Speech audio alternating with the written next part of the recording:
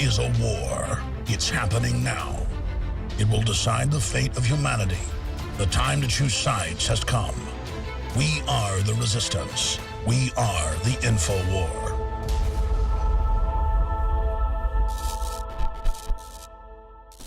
Welcome to the InfoWars Nightly News. I'm David Knight. It's Monday, September 29th, 2014. Here are top stories. Tonight, the CFR reveals a plan to neutralize American distemper. Then, tear gas is fired on protesters in Hong Kong. And Louisiana police want residents to fund Big Brother. That's next on the InfoWars Nightly News. Everything is awesome. Everything is fantastic when you're part of a team. Everything is wonderful when you're part of the dream. As Steve Watson points out in his article on NoWorldOrder.com today, Henry Kissinger is the kingpin of Bilderberg. He's the architect of overthrowing democratically elected governments. Bill O'Reilly was on ABC News this week talking to George Stephanopoulos, and he had this to say about Henry Kissinger. We don't have any patents today, but I was with Henry Kissinger last night, and he told me that my idea of a worldwide anti-terror force paid for by coalition nations under the supervision of Congress. So not just the U.S. Bill O'Reilly and Henry Kissinger on a mercenary force. Simpatico. It's a worldwide war against jihad. Not going to stop. So let's win the war. And that's what George Patton would say. Let's win the damn war. Did you catch that? He said simpatico. In other words, he and Kissinger are on the same page. I would say he's more like a sycophant. He's someone who's copying what Henry Kissinger has done for years, not giving ideas to Henry Kissinger. It's a very bad idea. I would say it's more like Kingpin Kissinger meets pinhead Bill O'Reilly. The idea of a mercenary global force that is supposedly going to be under the control of Congress, even though it's over many nations, that is nothing but the same type of stuff we've seen rehashed over and over again from the Bilderberg Group, from the CFR, from all these different organizations. And it's just like Bill O'Reilly's rehashing of the book he was promoting, The Killing of Patton. That was just basically respinning and recycling research and interviews that were done by Robert Wilcox in his book published 4 years ago. But now Bill O'Reilly can make a lot of money doing that. It's not a new thing to co-opt ideas from people, and it's not a new thing to co-opt movements from people. This is what Paul Joseph Watson found in Foreign Affairs, that the establishment is desperate to co-opt populist risings. They don't have a secret agenda. They just have an agenda that is ignored, an agenda that is denied. But they were very upfront about it in Foreign Affairs. This is what they had to say. This, of course, is a series of articles in Foreign Affairs magazine, a publication of the Council on Foreign Relations. That's the group that essentially runs our State Department. Some interesting quotes that Paul Joseph Watson pulled out of that. He said that they were going to co-opt and channel popular passions, very concerned about the American distemper, as they called it, addressing political outsiders' legitimate grievances while bypassing their simplistic solutions. In other words, solutions that don't involve larger, more centralized government are simplistic. Now, they go on to say that it now threatens the very existence of the EU. The article says that a decline in living standards from one generation to the next, and the perceived threat to national identity posed by immigration and the growth of supranational organizations. In other words, organizations like the CFR itself, like Bilderberg, and they say that that threatens the very existence of the EU, an organization that was created by these same supranational organizations. Now, they go on to say that the villains in all of this, of course, are the anti-statist populists. Listen to the way they describe this in the CFR's publication. They say these are people who see the state itself as the greatest threat to their liberty and to their lifestyle. Well, how do you turn back those people? Well, they say you have to establish a more democratic government. They wear the mask of democracy. They say we need a more democratic government by increasing wealth redistribution and a more serious attempt to tax wealth. That's their solution. Well, people aren't having any of that in Hong Kong, of course. It's in Hong Kong where the Chinese government has just changed the rules, essentially. It was back in 1997 that Hong Kong came under the sphere of influence of the Chinese, essentially being returned to them from the British at the end of a lease that they had, a 100-year lease. They were promised that they would be a special administrative region. many of the people, I believe, in Hong Kong believe that they're going to have more of an autonomy than they actually are having. Now the Chinese government has imposed new rules that would require that any candidates for office would have to first pledge their allegiance to China and their love for China. They'd have to be essentially vetted by the mainland Chinese communists. That is what these demonstrations are about. They want real candidates. They want the ability to control their own government, essentially. So this is something that has really blown up over the weekend. Pro-democracy protesters wearing masks, wielding umbrellas to protect against pepper spray and tear gas, expanded their rallies throughout Hong Kong today on Monday. This is being called the umbrella revolution because people are using umbrellas, plastic wraps, and other things to protect themselves against the tear gas that the police are using against them. But this other article from Paul Joseph Watson, we see that actually the police are now standing back at this point, and they're concerned that it's going to turn into another Tiananmen Square. We can see that in this picture from The Guardian, where you have this one small woman standing up to a group of policemen, just like that one individual stood up to a group of tanks. Now, there was an update today as well in Spain. There, another group is looking for independence, for self-government. That is the Catalonia region. It's in the northern part of Spain, close to the French border. That's an area that for hundreds of years has had its own language, its own culture. It's been subsumed into the Spanish government. They were vigorously persecuted by Franco, the communists who ruled there for a very long time. Now they want a referendum, just like they had in Scotland. The people are overwhelmingly for it. They had a parliament that voted 106 to 28 in favor of doing it. The Spanish prime minister said, nobody and nothing will be allowed to break up Spain. Well, Artur Mas, the countervailing politician in Catalonia, said, what do they have to fear from people expressing their opinions in a ballot? And of course, the position of the Spanish government is there's not going to be any referendum unless the entire population of Spain votes on whether or not this small group can have their independence. That would be essentially the same as the UK government saying that everyone in England as well as Wales would have a vote as to whether or not Scotland could leave, not whether or not Scotland itself would make that decision. So it's denying these very forces. That's what the Council on Foreign Relations is concerned about. That's what the Bilderberg Group is concerned about. That's what Henry Kissinger is concerned about. He doesn't want a globalist force to fight some terrorist boogeyman. He wants it to maintain a centralized globalist world order. Now stay with us right after the break. We're going to have some more information, some breaking whistleblower tapes about the Federal Reserve and their supposed oversight of Goldman Sachs. Stay with us. In the past decade, we have witnessed unparalleled scientific discoveries in the area of health. But no one has put together a formula that focuses directly on brain health, nerve growth factors, and optimizing your cellular energy at the same time. DNA Force is one of the most expensive formulas to produce. Some of the ingredients in DNA Force are $12,000 a kilogram. We are using the coveted, patented, only American source of PQQ, CoQ10, and more. You want the best that's out there at the lowest price anywhere? Well, we're bringing you a total win-win. The ultimate value, cutting-edge, trailblazing game changer that also supports the InfoWar.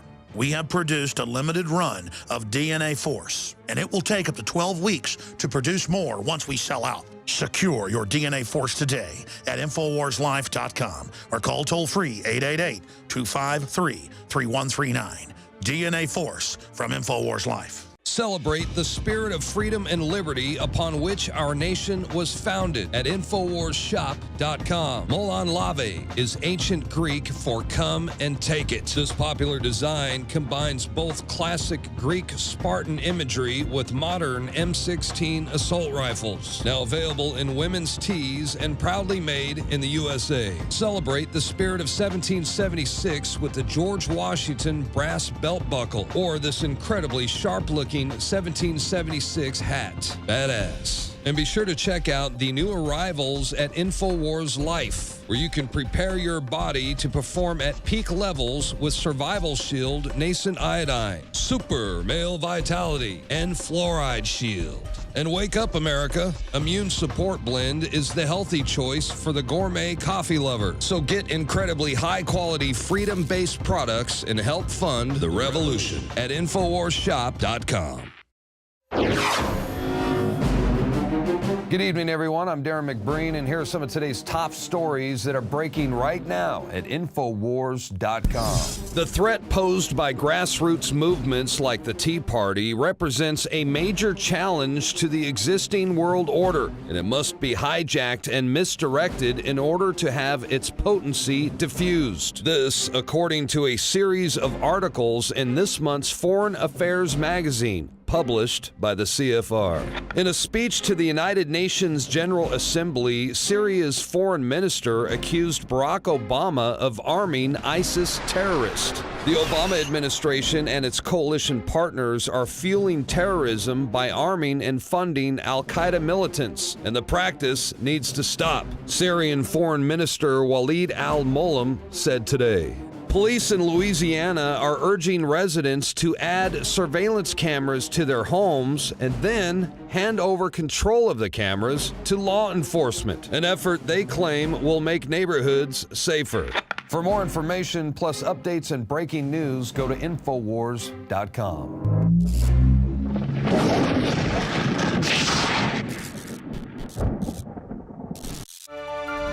Yesterday, some secret tapes from a whistleblower were brought public by ProPublica and NPR's This American Life. Now, the person in question, Carmen Segarra, was part of an operation that began after 2008 financial crisis, where they were trying to put some window dressing of reform with the Federal Reserve, with banks, with oversight.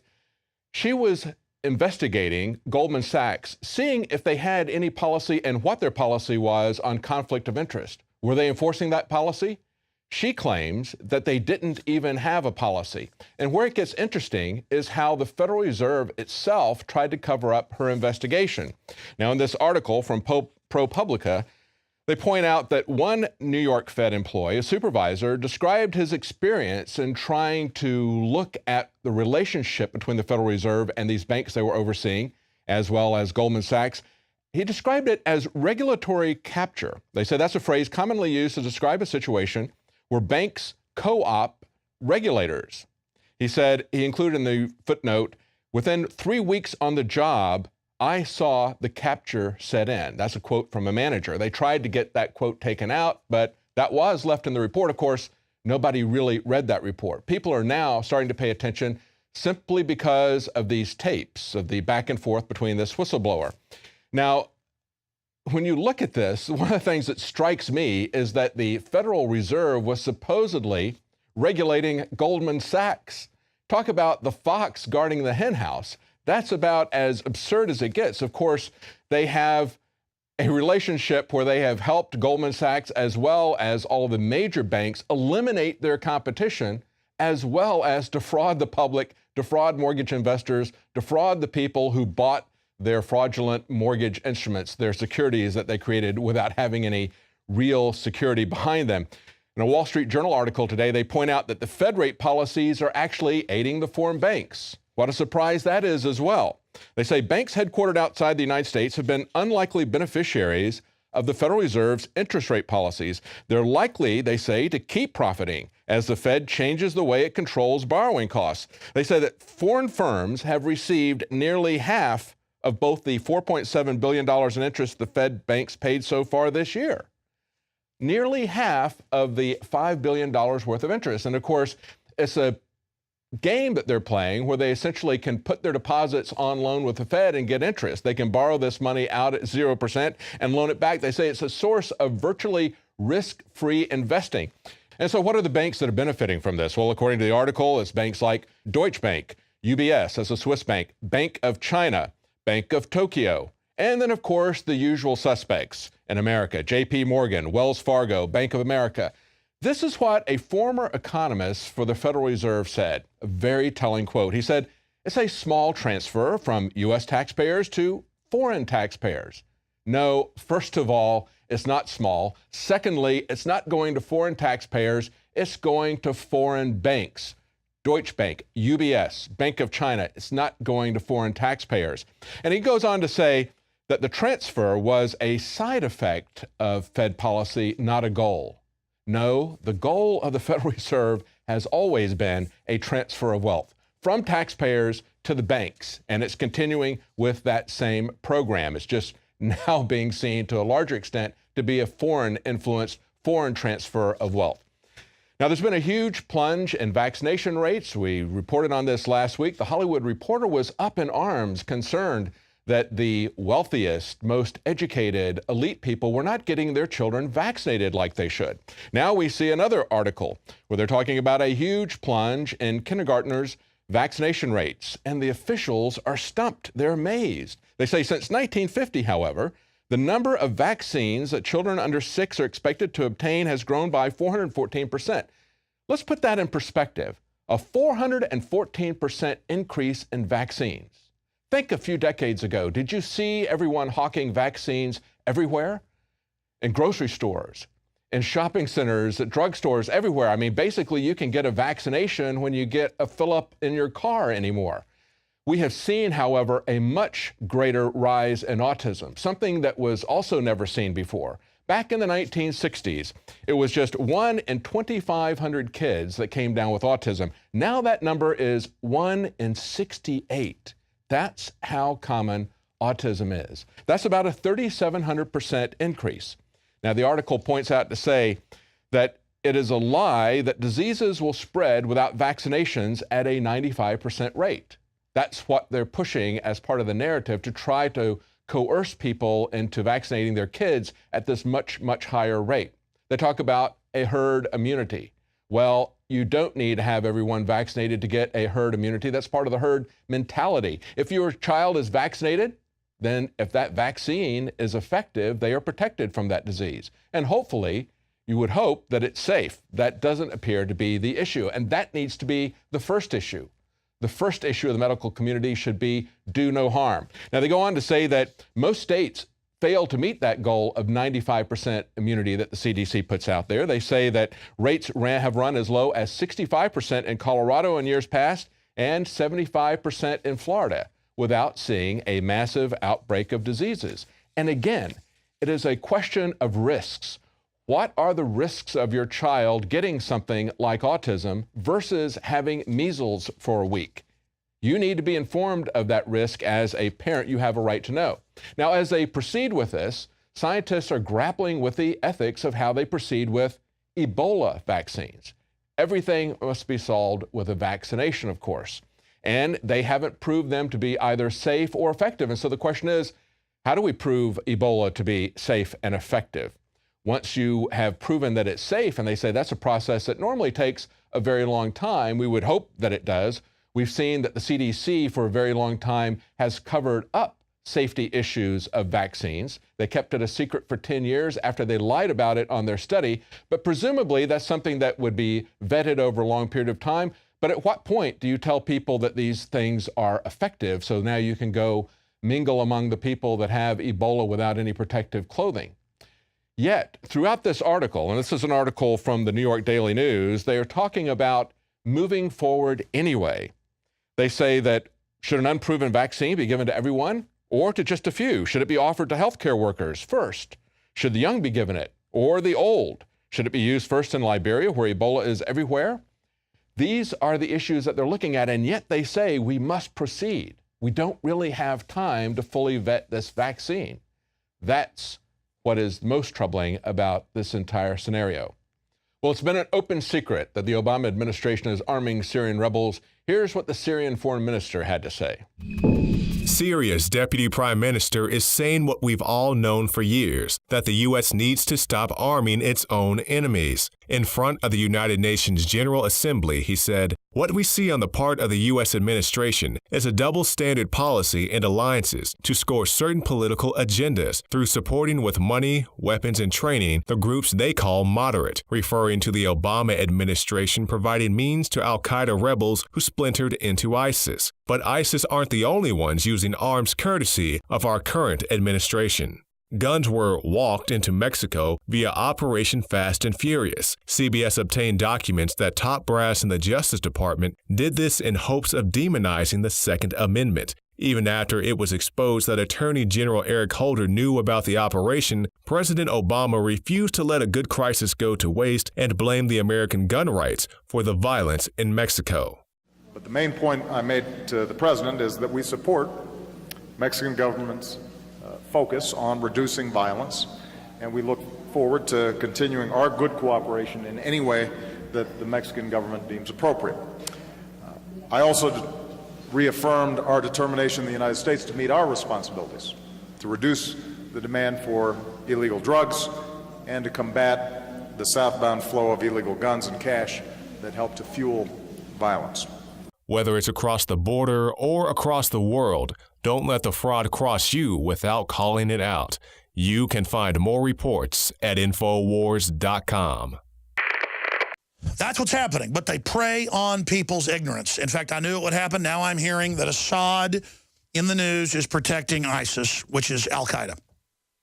Al-Qaeda in Syria, Al-Qaeda in Iraq merged to form ISIS and then IS. That's on record. Doesn't matter. They're saying, oh, we might have to take out Assad too because he won't let us come in and take out ISIS. When ISIS was armed by the very same globalists. I mean, this is so evil. Introducing the first proprietary oxygen-based intestinal cleanser, OxyPowder, backed by FDA-approved phase 1, 2, and 3 clinical trials. All the toxins from the air, the food, the water, ultimately ends up in the gut or affects the gut. Take your health into your own hands and start cleansing your body today with OxyPowder. Secure your OxyPowder today at InfoWarsLife.com. That's InfoWarsLife.com. I began to get into iodine a few years ago because it was helping me and my family so much get healthy and detoxify. I believe our research is conclusive. This is the best iodine out there. And I know this for a fact. Nobody else has got iodine based on these pure crystals, ladies and gentlemen. For a limited time, experience the ancient power of Survival Shield X2. Take advantage of this unprecedented 30% off Super Detox Special at InfoWarsLife.com. Now, an amazing article that's on Infowars.com today. Adon Salazar discovers that police in Louisiana are urging residents to outfit their homes with police-run surveillance cameras and pay them for the privilege. And of course, this is the area around New Orleans where they were confiscating guns in the wake of Katrina. This whole scam was started by former New Orleans police officer Brian Lagarde, who now owns a digital surveillance wholesale company. No conflict of interest there. Actually, this is kind of like Big Brother meets small town boss hog. If you look at this, it's a kind of a small town version of the police industrial complex, complete with revolving doors from people who move from government to industry and profit from the fear mongering. But this is how it's going to work. A $10 monthly fee is required for residents interested in granting police access to their existing home cameras. And those who don't yet have camera systems can purchase entire kits from the officer's business for $295. Now, someone who's not too happy about this, a lawyer who looks at this, says legally binding assurances of due process, security, and accountability.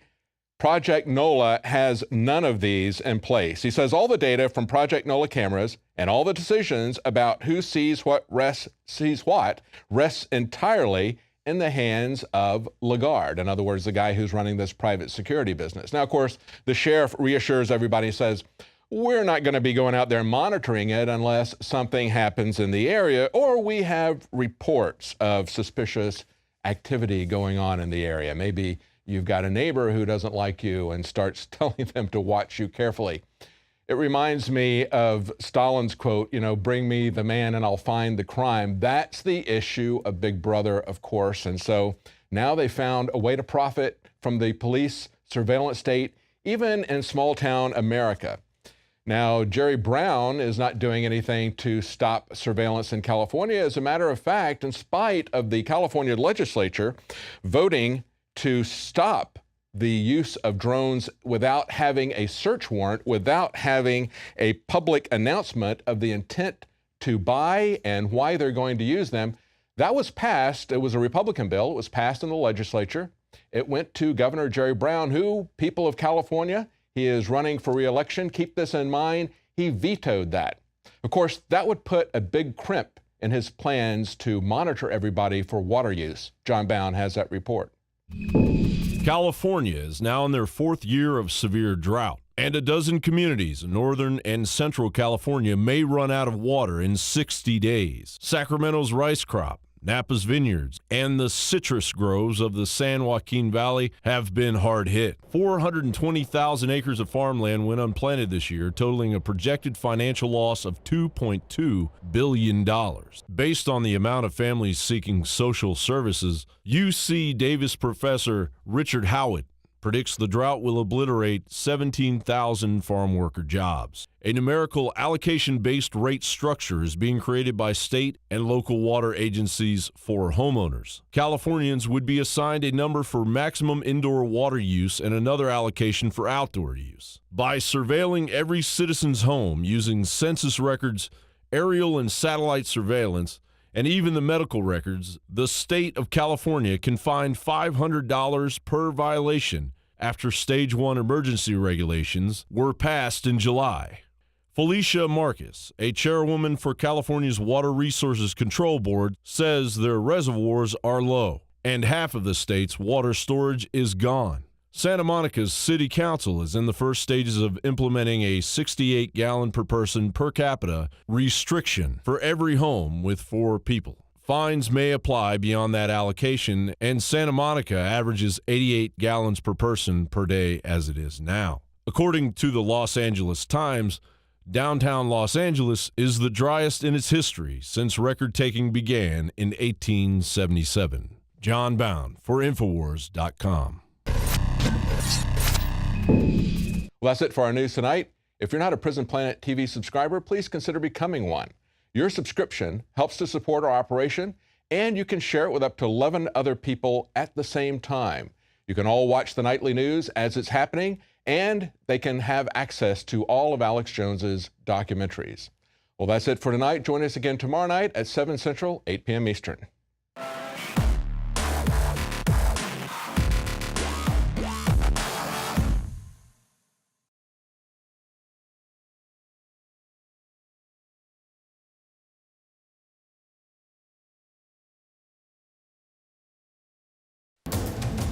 You are watching the InfoWars Nightly News, which airs 7 p.m. Central at InfoWarsNews.com. Members can share their passcodes with up to 11 other people, and your support is helping us defend liberty worldwide.